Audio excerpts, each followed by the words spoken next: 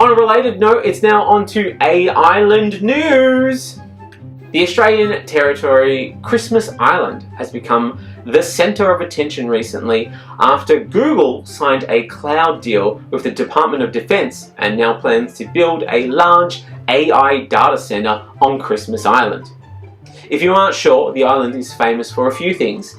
Its phosphorus mine, being the former site of a casino, the annual event where millions of red crabs move from the rainforest to the coast to breed and spawn for 6 weeks, usually between October and January, and being one of the many offshore locations where Australia has built immigration detention centres and was used until 2023, when it was presumably overrun by migrating crabs in a bout of irony worthy of an Alanis Morissette song. And of course, being the summer home of Santa Claus, the famous resident who gives the island its name. Google's plans for the data centre have not previously been reported, and many details, including its projected size, cost, and potential use, remain secret.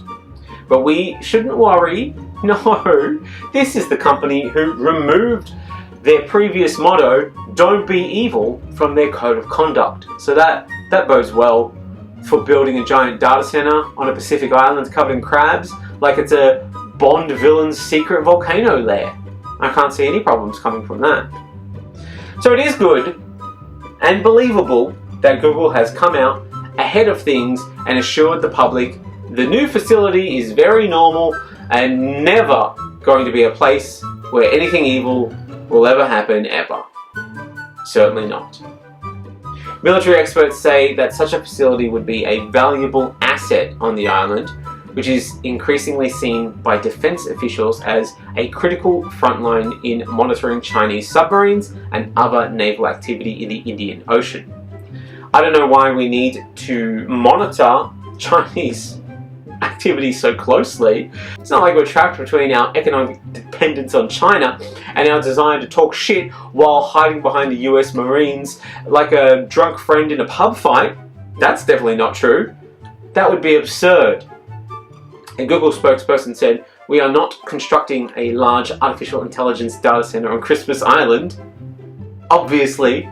However, a Christmas Island source, who wisely declined to be named, but who would no doubt be uncovered by Google's information monopoly after they build a giant data center and would suffer appropriately, said Google had requested a long-term energy supply deal for a 7 megawatt data center using diesel and renewable power. And Australia's Department of Infrastructure confirmed Google's proposal was to establish a data center on Christmas Island and included plans to connect the island to Darwin via subsea cable.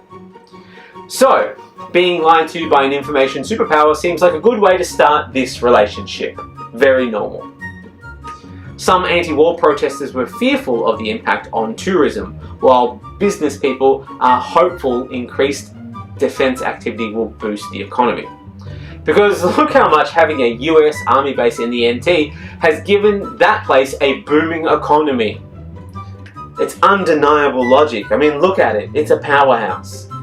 Darwin is Australia's most neglected capital city. And this is my personal conspiracy theory. I suspect that it's because the American armies are based out there. Hear me out. They don't want development because they don't want people moving out there, because they don't want people getting all up in their war and spying business. It's less a city and more a geographically large do not disturb sign. The government is very excited about this big new facility though.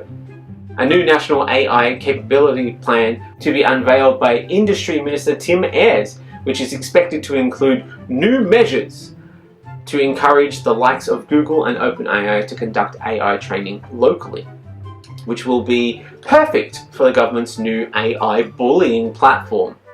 There are concerns about the amount of power the totally not at all a data center will draw, and that local capacity will be strained, especially if the island's detention center for asylum seekers or a shuttered resort were to reopen, which, due to the near inevitable reopening of refugee detention in our Pacific territories and neighbours, Google's arrival will bolster the case for switching to renewable energy, which would be cheaper than importing diesel, you see.